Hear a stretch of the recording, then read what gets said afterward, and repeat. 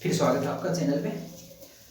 Class 12th में हमने अभी तक पढ़ा था जो अपना फॉर्मल रिप्लाई होता है, एक्सेप्टिंग और डिक्लाइनिंग दोनों में मैंने एक एक एग्जाम्पल करवाया था और आपको बताया था कि सिर्फ एक एग्जाम्पल से आप कोई भी जो क्वेश्चन आता है वो आप सोल्व कर लेंगे। अगर टाइम रहता है तो हम और एग्जाम्पल सोल्व करके देखेंगे, लेकिन एक बार मैं पहले आपको बता दूं इनफॉर्मल रिप्लाई भी इन एक्सेप्टिंग।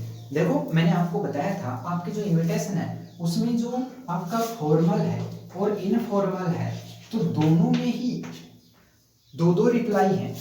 इसमें भी एक्सेप्टिंग और डिक्लाइनिंग है और इसमें भी यही है, यानी फॉर्मल में भी दो तरीके से हैं और इनफॉर्मल में भी दो तरीके से हैं। तो जैसा कि हमने फॉर्मल के दोनों तरीके देख लिए, एक्सेप्टिंग वाला भी और डिक्लाइनिंग वाला भी। आज हम देखेंगे जो इनफॉर्मल है उसमें सबसे पहले एक्सेप्टिंग वाला ये। तो देखिए यहाँ पे मैं आपको एक एग्जांपल सॉल्व करके दिखाता हूँ।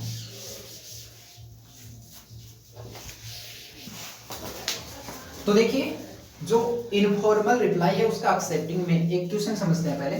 Suppose you are Sachin, you have received an invitation of your friend on the occasion of his school annual function day on Sunday 15 February 2022. Write an informal reply in accepting. Question समझिए, आप कौन हो? Suppose you are Sachin, आप सचिन हो। You have received an invitation, मानो आपने एक invitation receive किया है।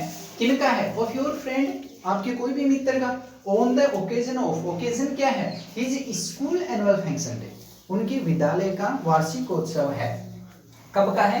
संडे 15 फरवरी 2022, यानी 15 फरवरी 2022 को। राइट ए इनफॉर्मल रिप्लाई, देखिए right A informal reply in accepting. तो आप इससे समझ रहे हैं आपको इनफॉर्मल रिप्लाई लिखना है और किसमें?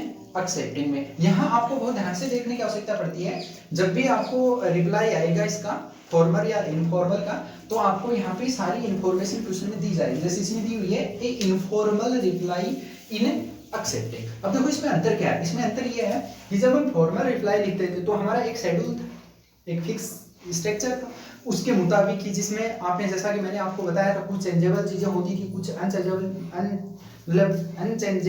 चीजें होती थी, तो वो अपन लगाते थे। कुछ में परिवर्तन होता रहता था, कुछ में परिवर्तन नहीं होता था। इसमें अपन क्या करेंगे? इसमें कोई फिक्स शेड्यूल नहीं है, ये अपना जो पर्सनल लेटर होता है ठीक उसी रूप से लिखा जाएगा और सीधी भाषा का इस्तेमाल किया जाएगा। दोनों में एक जो सबसे महत्वपूर्ण चीज है वो याद रखिए।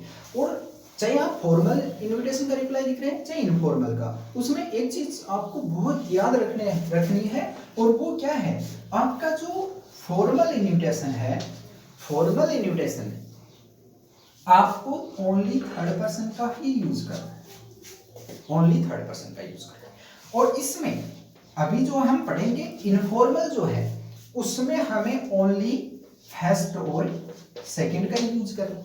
ये बहुत ही याद रखने वाली बात होती है, क्योंकि इसमें बहुत बड़ी गलती हो जाएगी अगर फॉर्मल का रिप्लाई आप कर रहे हो और फर्स्ट या सेकंड पर्सन लगा दिया, या फिर इनफॉर्मल का रिप्लाई आप कर रहे हो उसमें थर्ड पर्सन लगा दिया। इसमें थर्ड लगेगा और इसमें फर्स्ट और सेकंड लगेगा। तो ये बात आप जरूर ध्यान रखिएगा। अब इसको सोल्व करके देखते हैं, करते हैं। मैंने सोल्व कर दिया है, अब आपको समझाता हूं। सबसे पहले जैसा कि मैंने आपको बताया, अपन जो पर्सनल लेटर लिखते हैं तो उसी पैटर्न से इसे लिखना है।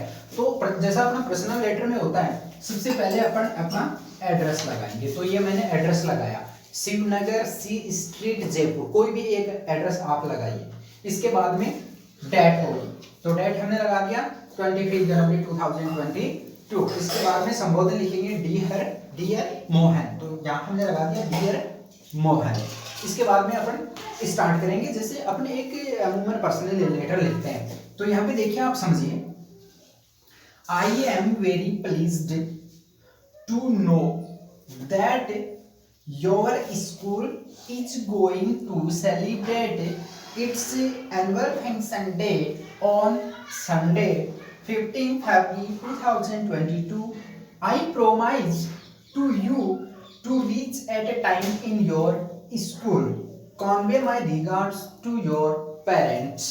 Your loving friend Sachin. अब देखिए इसका अर्थ कीजिए, आई एम वेरी प्लीज्ड, मैं बहुत ही खुश हूं, टू नो, ये जानकर, दैट, कि, योर स्कूल, आपका विद्यालय, is going to celebrate its annual function day, अपना एनुअल फंक्शन डे मनाने जा रहा है। योर स्कूल, आपका विद्यालय, इज गोइंग टू सेलिब्रेट, मनाने जा रहा है, इट्स एनुअल फंक्शन डे, इसका वार्षिकोत्सव। ऑन लगा के अपन संडे और ये जो भी अपन डेट है वो लगा देंगे।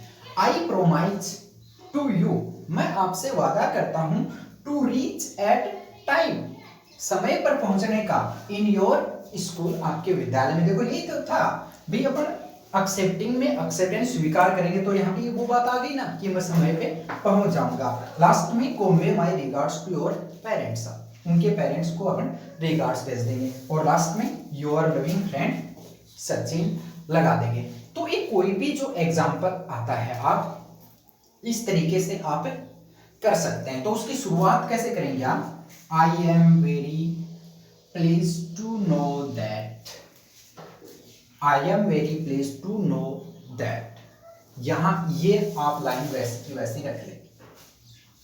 अब ये जो है ये आप चेंज कर दें, is going, your school is going to celebrate. जैसे यहाँ पे मान लो स्कूल नहीं था, कोई बर्थडे वगैरह था, तो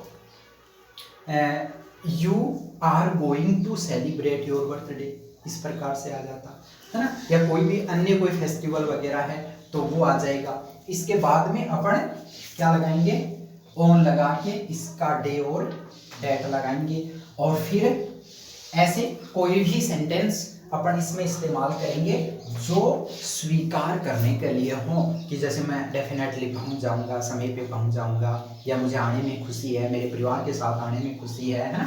तो इस प्रकार से कोई एक दो सेंटेंस आप लगाएंगे, ज़्यादा इसमें मटेरियल नहीं लेना है आपको, और फिर आप योर ये लगा के और अपना नाम लगा देंगे। तो ये हो गया आपका इनफॉर्मल रिप्लाई इन एक्सेप्टिंग, जब आप स्वीकार करते हैं इनफॉर्मल रिप्लाई को तो इस प्रकार से लिख देते हैं। तो इसके बाद हम और भी एग्जांपल देखेंगे, तो उसके लिए आप लगातार देखते रहिए गढ़वाल मेनू इंग्लिश विद।